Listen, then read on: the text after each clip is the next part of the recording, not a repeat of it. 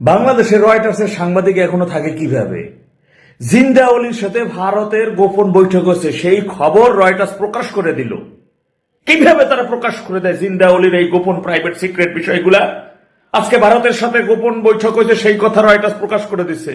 কালকে তো তার বেডরুমে কোথাও কি গোপন কি আছে না আছে সেগুলো প্রকাশ করে দিতে পারে এক এক করে করে। এটা হইতে পারে না। সকলে নারায় তাকবীর ধ্বনি দিয়ে শাহবাগের দিকে চলে আসেন। সমস্ত গুরুত্বপূর্ণ পয়েন্টগুলো ব্লকেট করে দেওয়া হবে। কোনো জায়গাতে কোনো সড়ক খোলা থাকা রাখা যাবে না। একটা রিক্সায় পর্যন্ত চলতে পারবে না। সমস্ত একটা বাইসাইকেলও কোনো রাস্তা দিয়ে চলতে পারবে না।